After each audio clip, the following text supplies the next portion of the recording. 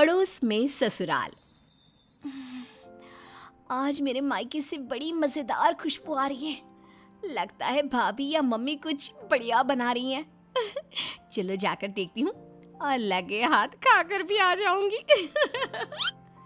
मायरा घर से बाहर निकलने ही वाली होती है कि पीछे से उसकी सास आ जाती है। ओ मैडम, कहाँ निकली आपकी सवारी हैं? माँ जी, दरअसल वो ना आज मायके में भाभी को थोड़ा सा पेट दर्द हो गया है। बस वही तो एक अच्छी ननद होने का फर्ज निभाते हुए उनका हाल चाल पूछने जा रही हूँ मैं। कोई जरूरत नहीं है। रोज तेरे मायके में किसी न किसी की तबीयत खराब हो ही जाती है और रोज तू फुदक के चली जाती है। हमारी ही अकल पर पत्थर पड़े थे जो पड़ोस की लड़की को ही बहू बना लिया। अब आपका मायका 100 किलोमीटर दूर है, उसमें मेरा क्या कसूर? आपका खाना बना दिया है, आटा भी गूंद दिया है, गर्मा गर्म फुल्की बनाकर खा लेना ना आप।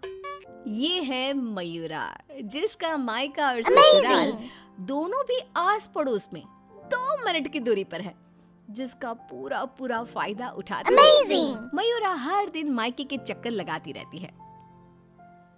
हेलो मम्मी, हाय भाभी, क्या बात है? आज तो बड़े ही शाही और लजीज पकवान बने जा रहे हैं। कोई दावत शावत है क्या आज हमारे घर पर? खुशबू आई नहीं कि चली आ गई महारानी चींटियों की तरह सूंघती हुई। अरे बेटा, तेरे भाई का प्रमोशन हो गया है, इसी खुशी में उसके मनपसंद पकवान बन गए। बस आ जाती तू भी, दामाद जी और समधी समधन जी को भी न्योता दे दे।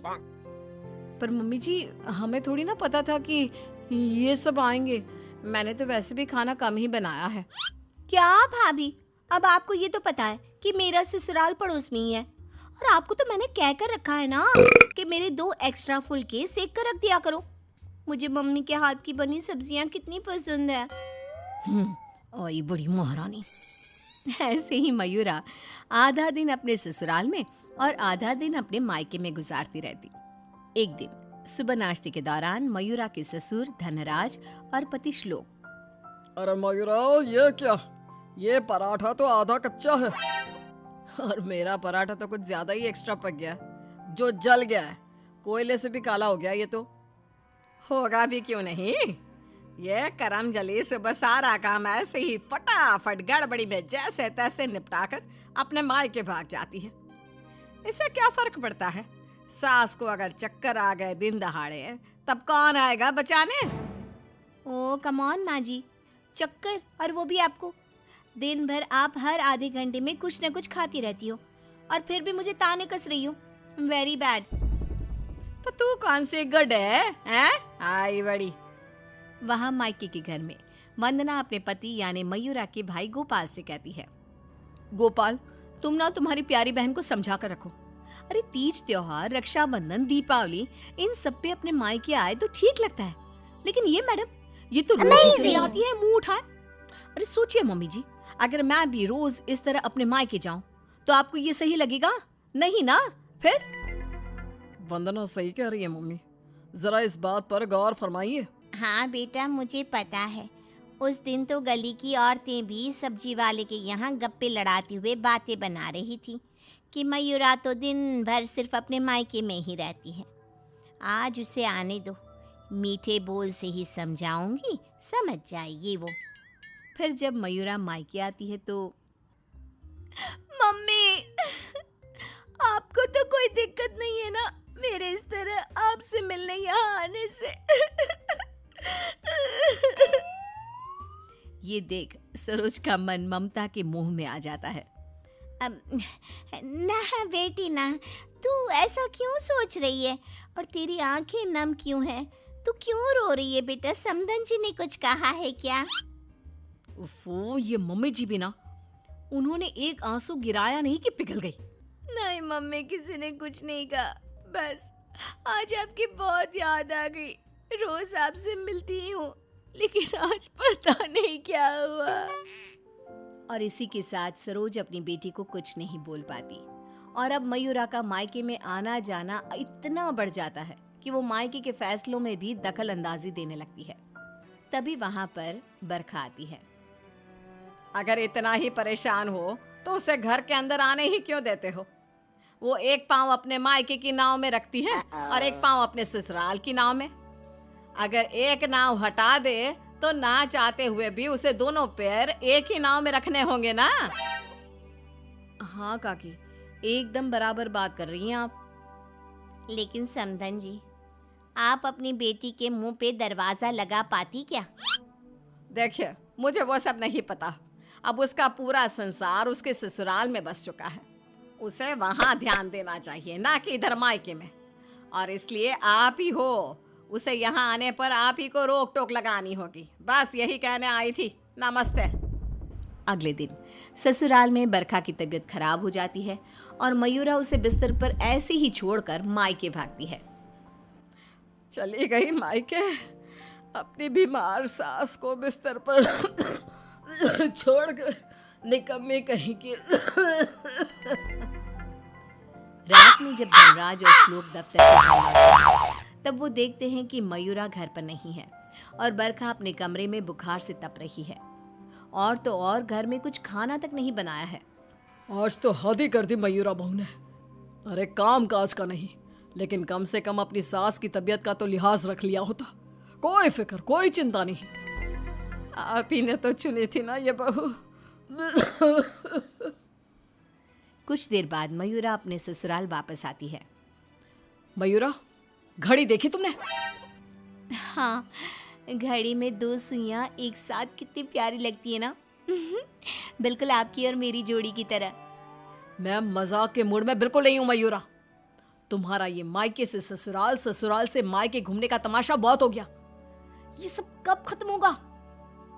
तुम्हें अंदाजा भी है, माँ अंदर 103 बुखार से तप रही है और तुम सुबह से अपने मायके में हो। बहू, अच्छा होगा कि तुम मायके जाना कम कर दो, वरना कहीं ऐसा ना हो कि एक दिन दोनों तरफ की रिश्तों की डोर टूट जाए और तुम बीच में ही लटकी रह जाओ। जी पापा जी, आप टेंशन मत लो। मैं मायके जाना तो नहीं छोड़ सकती, लेकिन मैं अपना बहु धर्म अब अच्छे से निभाऊंगी। मैं रोज माँ जी का एकदम हल्की नाजुक पत्ते की तरह ख्याल रखूंगी और आप लोगों को शिकायत का मौका भी नहीं दूंगी। पर मयूरा तो आखिर मयूरा है, इतनी जल्दी कैसे उसे किसी की बात समझ में आ जाती?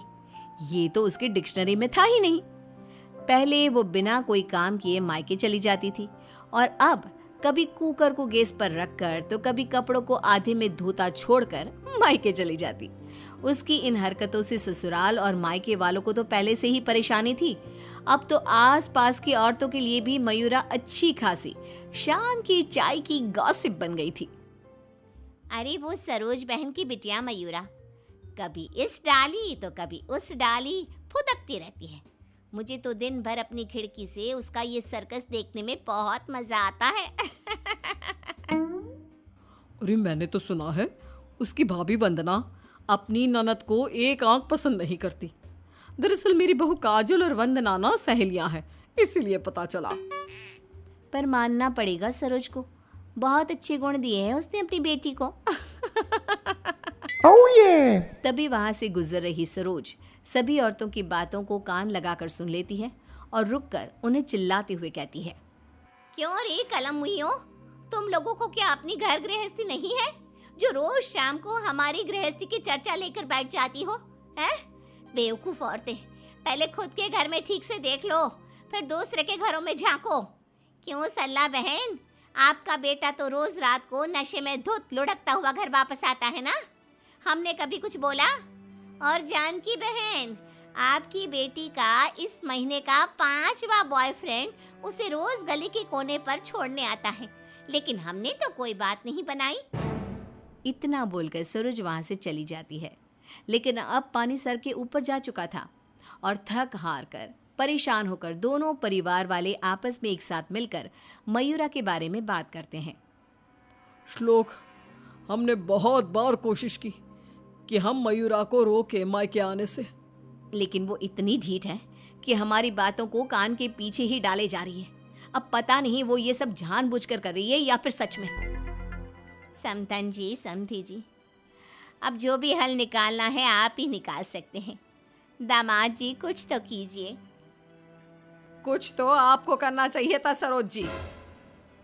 अरे बरखा, जैसे हम बहू को रस्सी से बांध कर नहीं रख सकते, वैसे ही एक माँ होने के नाते सरोज जी भी मयूरा को मायके में प्रवेश करने से नहीं रोक सकती।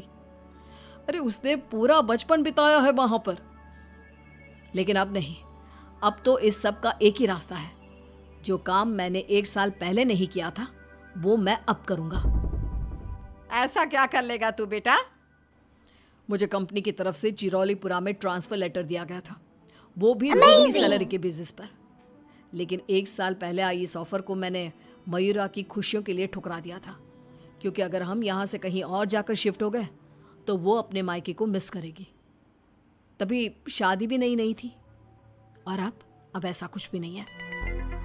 तो तुम ये कहना चाह रहे हो कि तुम सब यानी मयूरा के ससुराल वाले अब उसके मायके से दूर चले जाएंगे? जी हाँ, मैं इस ऑफर को अभी भी एक्सेप्ट कर सकता हूँ और फिर हम सब यहाँ से चले जाएंगे। अब हम और कर भी क्या सकते हैं? अगर मयूरा को अपने मायके जाने से रोकना है तो बेहतर यही होगा कि उसके पड़ोस के ससुराल को दूर ले जाए और उसके ससुराल वाले ही अलग जाकर रहे, जिससे वो रोज अपने मायके नहीं जा पाएगी।